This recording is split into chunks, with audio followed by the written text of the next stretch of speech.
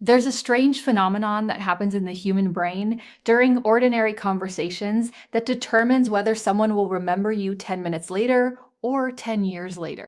Scientists who study memory formation have discovered something fascinating. Your brain doesn't record conversations like a video camera. Instead, it takes emotional snapshots. And if there's no emotion attached to the moment, your brain treats that interaction like digital clutter and deletes it almost immediately.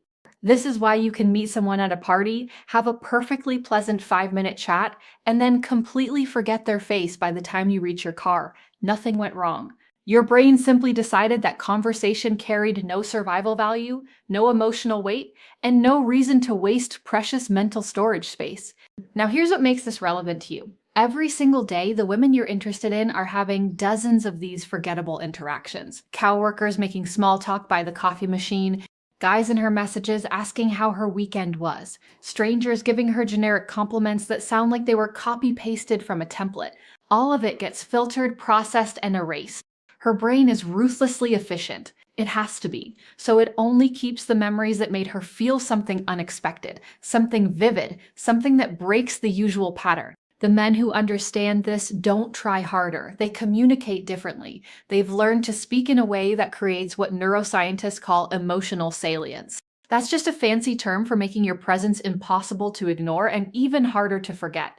Most guys operate under a flawed assumption. They think that playing it safe and staying polite is the smart move. They believe that as long as they don't mess up or say the wrong thing, they'll gradually build attraction over time. But safety is the enemy of memory.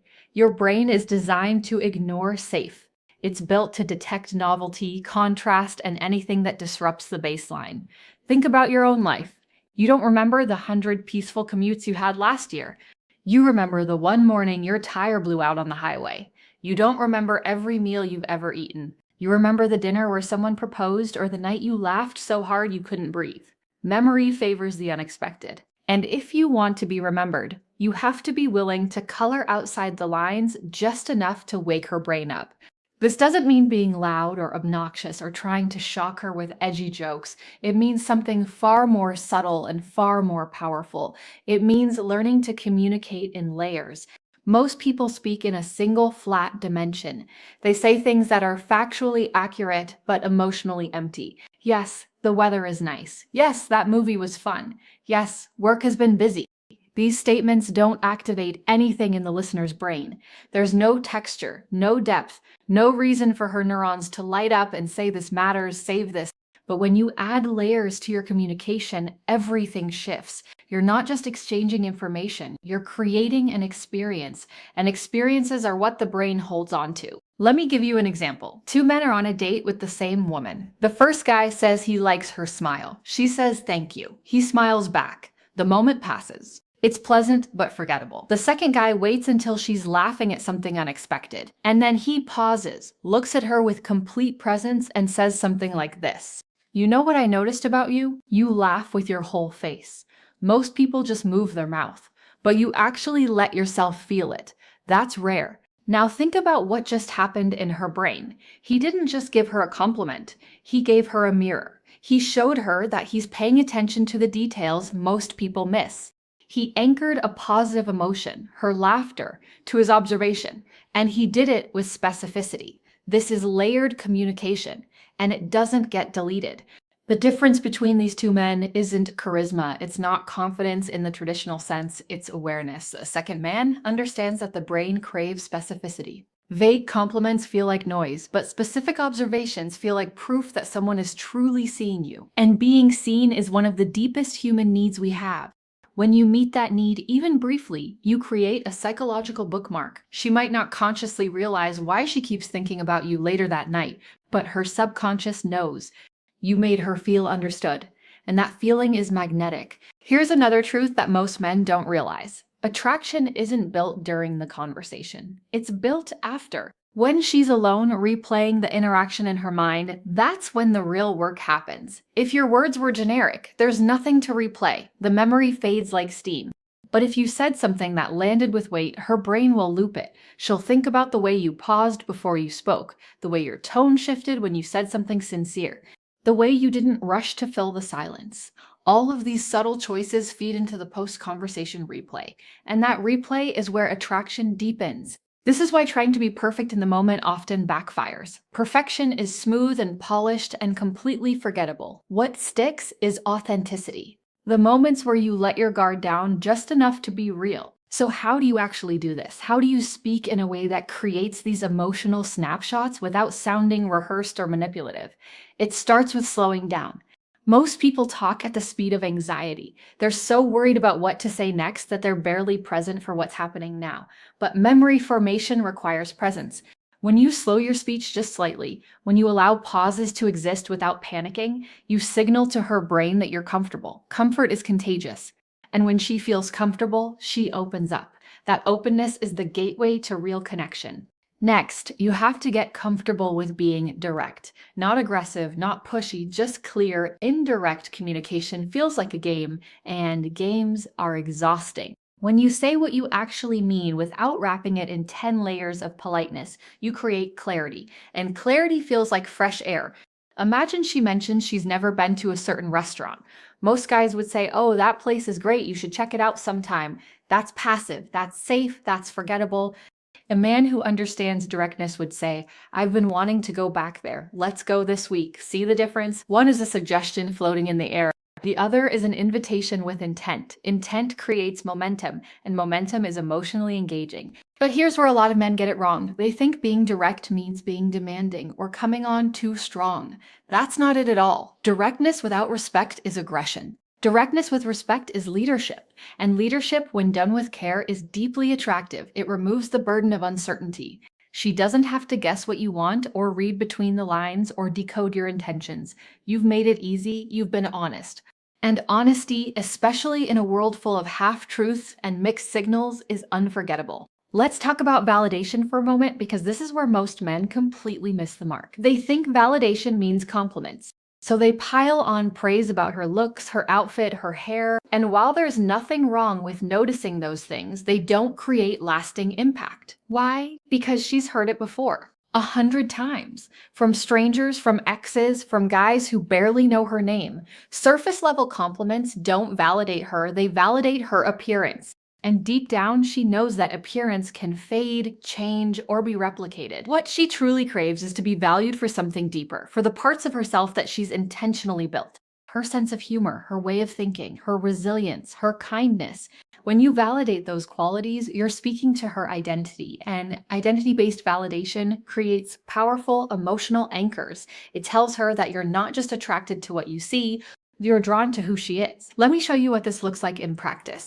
Instead of saying "you're so smart," which is shallow and vague, you could say something like, "I love how you connect ideas that seem completely unrelated." It's like your brain makes shortcuts the rest of us don't even see. That's specific, that's observational, that's proof you've been listening, and it validates something she's probably proud of but rarely gets acknowledged for. Here's another layer. The best communicators understand the power of contrast. Contrast is what makes things stand out. If you're always high energy, your high energy becomes the baseline and loses impact. If you're always serious, seriousness becomes noise. But when you shift between energy levels intentionally, you create emotional texture. Maybe you're playful and teasing for most of the conversation, but then you pause, your tone drops, and you say something sincere. That shift creates a spike in her attention. Her brain notices the change, and because change signals importance, she'll remember that moment far more than anything else you said. Timing matters too. A lot of guys think they need to fill every silence, so they talk just to talk. But silence is where meaning lives. When you say something important and then let it breathe, you give her brain time to absorb it. You're not rushing to the next topic. You're not diluting the moment with filler. You're letting the weight of your words settle. That kind of restraint communicates confidence. It shows that you trust what you said enough to let it stand on its own. And that trust makes the message more believable. Now, I want to address something that might make you uncomfortable. You cannot fake this. You can learn the mechanics, sure. You can practice pausing, being specific, speaking with intent. But if you're doing it as a technique to manipulate someone into liking you, it will backfire. People can sense inauthenticity even if they can't name it. It shows up in micro expressions, in vocal tension, in the eyes. The only way this actually works is if you genuinely care about understanding the person in front of you. If you're truly curious, If you actually want to see her, not just be seen by her, when that's your foundation, everything else flows naturally. Let me tell you what happens when you get this right. You'll notice a shift in how people respond to you. Conversations will last longer. She'll ask you more questions. She'll lean in. She'll text you first. Not because you tricked her or played a game, but because you made her feel something rare. You made her feel like she matters. Not as a conquest or a prize, but as a human being worth knowing. And in a world where everyone is half present, distracted by screens and shallow interactions, that kind of attention is almost revolutionary. But here's the part nobody talks about. This approach requires you to be okay with the outcome either way. If you show up with full presence and authenticity and she's not interested, that's fine. It doesn't mean you failed, it means you were honest and the connection wasn't aligned. A man who's truly confident doesn't need every woman to be attracted to him. He just needs to know that when he shows up, he's showing up as himself. That self-assurance is the final piece of the puzzle. Because when you're not desperate for a specific result, you stop performing. And when you stop performing, you start connecting. So here's my challenge to you. The next time you're talking to someone you're interested in, forget about trying to impress her.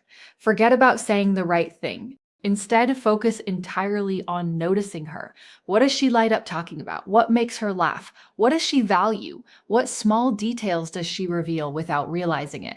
Listen like you're studying a language you've never heard before. And when something strikes you as genuine or beautiful or interesting, tell her. Not with a script, not with a formula, just with honesty.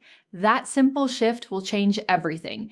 Your words have more power than you realize. Not because of what you say, but because of how you make people feel when you say it. Most men waste that power on empty phrases and safe conversation. But you don't have to be most men. You can choose to communicate with intention, to be present, to be specific, to be real. And when you do, you won't just be another face she forgets.